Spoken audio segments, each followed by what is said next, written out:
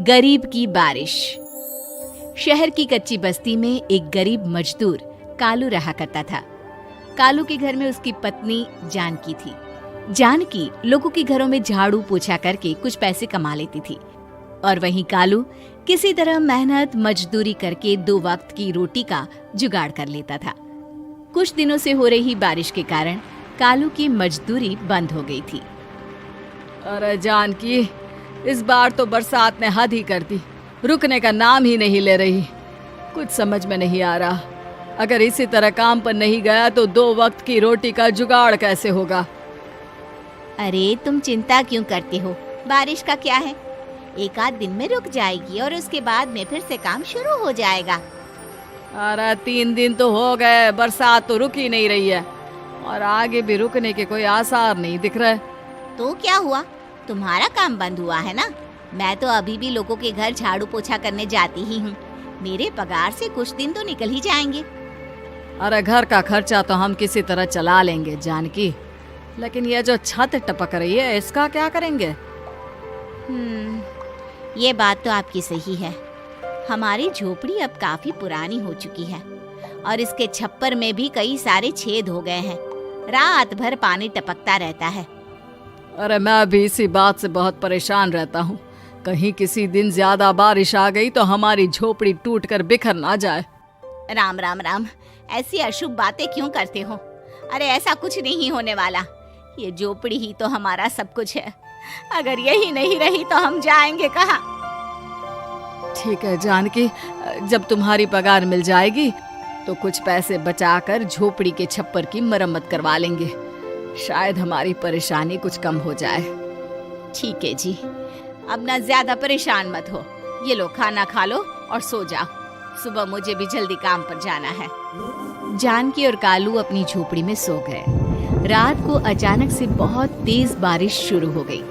धीरे धीरे बारिश का पानी कालू की बस्ती में भरने लगा। पानी भरते भरते झोपड़ी के बाहर तक पहुंच गया था। सुबह के वक्त जब कालू और जानकी सोकर उठे, हे भगवान, ये क्या हो गया? बारिश का पानी तो हमारे घरों तक पहुंच चुका है। अब मैं काम पर कैसे जाऊंगी?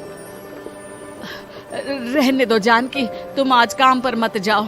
ऐसे पानी से निकल कर जाओगी और बीमार पड़ गई तो लेने के देने पड़ जाएंगे। लेकिन अगर नहीं गई तो मालकिन लोग नाराज हो जाएंगे। आप जानते हैं ना, बड़ी मुश्किल से 1 दिन की छुट्टी भी नहीं देती है। अरे लेकिन जानकी, झोपड़ी के बाहर तो पूरी बस्ती में पानी भरा है, तुम जाओगी कैसे? जानकी जैसे तैसे करके काम पर चली जाती है, लेकिन अगले दिन फिर से बहुत ज्यादा बारिश होती है और बस्ती में ज्यादा पानी भर जाता है। आज तो मैं तुम्हें किसी भी तरह काम पर नहीं जाने दूंगा। अरे अगर तुम्हें कुछ हो गया तो क्या होगा? ठीक है, तुम ठीक ही कहते हो। आज नहीं जाती। अगर मालकिन नाराज हो गई तो मना लूंगी किसी तरह। अरे मनाने वाली क्या बात है? जब तुम बताओगी कि हमारी झोपड़ी में पानी भर गया है तो वो खुद ही समझ जाएंगे ना। अगले 2 दिन तक तेज बारिश होने की वजह से जानकी, कालू और आसपास की बस्ती में रहने वाले सभी लोगों के घरों में पानी भर जाता है, जिसकी वजह से जानकी काम पर नहीं जा पाती। और 3 दिन के बाद जैसे ही जानकी काम पर पहुंचती है, कहाँ थी तुम? पिछले 3 दिनों से काम पर क्यों नहीं आई? मेम साहब, क्या बताऊं, इतनी ज्यादा बारिश हो रही थी, हमारी पूरी बस्ती में पानी भर गया है और उससे भी ज्यादा तो मेरी झोपड़ी के अंदर पानी भर गया। आप ही बताइए कैसे आती मैं? इसका मतलब ये हुआ कि बारिश होगी तो तुम काम पर नहीं आओगी? ना ना, मेरे कहने का ये मतलब नहीं था मेम साहब। तुम जानती भी हो 3 दिन से कितनी परेशानी हो रही है मुझे। सारा काम मुझे खुद करना पड़ा। माफ कर दीजिए मालकिन जी, पर मैं क्या करती, आने के लिए रास्ता ही नहीं था। सब जगह पानी भरा हुआ था। बहाने तो तुझे बहुत बनाने आते हैं। जानकी देख, अगर अगली बार ऐसा किया ना तो फिर काम से हमेशा के लिए छुट्टी। अरे ना ना मालकिन, ऐसा मत कीजिए।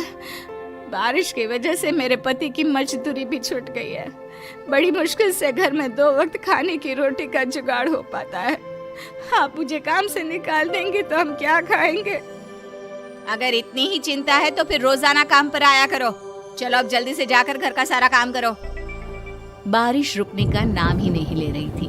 पूरे शहर में बाढ़ जैसे हालात बन गए थे, लेकिन नौकरी जाने के डर से जानकी किसी तरह रोज काम पर जाती थी। एक दिन जब जानकी काम करके अपने घर लौट आई तो अचानक उसकी बस्ती में कुछ लोगों का शोर सुनाई दिया।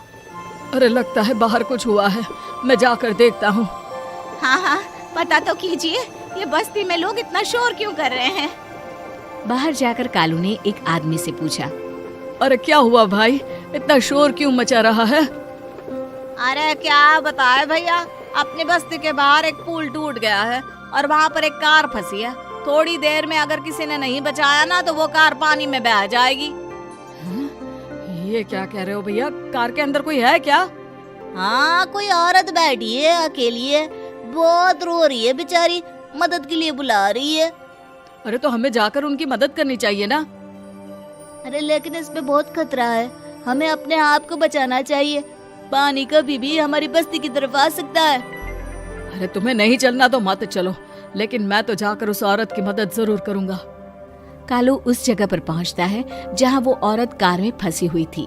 वहां पर पानी का बहाव बहुत तेज था और सारा पानी कालू की बस्ती की तरफ ही आ रहा था। कालू ने एक बड़ी सी रस्सी को पेड़ से बांध दिया और दूसरे सिरे को कार की तरफ फेंक दिया और उस औरत को रस्सी के सहारे बाहर आने के लिए कहा। तभी वहां जानकी भी दौड़ती हुई आई। अरे ये तो मेरी मालकिन है, जिनके यहाँ मैं काम करने जाती हूँ। अरे मैडम जी, आप डरिएगा मत, आपको कुछ नहीं होगा। आपकी गाड़ी को भी मैंने रस्सी से बांध दिया है। थोड़ी देर में पानी का बहाव कम हो जाएगा, फिर हम आपकी कार को भी बाहर निकाल लेंगे। क्या तुम जानकी के पति हो? हाँ हाँ, जानकी मेरी ही पत्नी है, आपके यहाँ काम करती है ना। लेकिन मेम साहब, आप यहाँ पानी में कैसे फंस गई? अब क्या बताऊं, मैं अपनी सहेलियों के साथ पिकनिक पर गई थी, वहीं से लौट रही थी। अचानक पानी का बहाव तेज हो गया और मेरी गाड़ी फंस गई। अरे कोई बात नहीं मालकिन, अब ना आप बिल्कुल सुरक्षित हैं। मैं तो बहुत बुरी तरह डर गई थी, कब से मदद के लिए चिल्ला रही थी, लेकिन कोई मेरी मदद के लिए नहीं आया। भला हो तुम्हारा पति का जिसने मेरी जान बचा ली। लेकिन जानकी, मैंने तुम्हारे साथ बहुत गलत व्यवहार किया। इतने खराब मौसम और बाढ़ में भी तुम्हें काम पर आने के लिए कहा, नौकरी से निकालने की धमकी भी दी, और तुमने मेरी जान बचाई। मुझे माफ कर दो। अरे कोई बात नहीं मालकिन, आपकी जान बचाना तो हमारा धर्म था। देखो जानकी, तुम्हारी झोपड़ी में जो भी नुकसान हुआ है उसके लिए मैं तुम्हें पैसे दूंगी। आज तुम्हारे पति ने मेरी जान बचाई है और आज के बाद मैं तुम्हें कभी भी नौकरी से निकालने की धमकी नहीं दूंगी। आज मैं तुम्हारी परेशानी को अच्छी तरह समझ चुकी हूँ।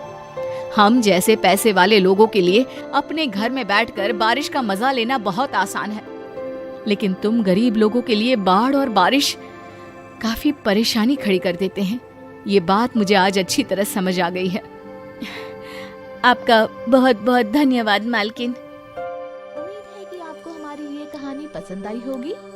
कृपया हमारे चैनल को सब्सक्राइब करें और सभी अपडेट्स के लिए बेल आइकन जरूर क्लिक करें। और हाँ, वीडियो लाइक और शेयर करना मत भूलिएगा।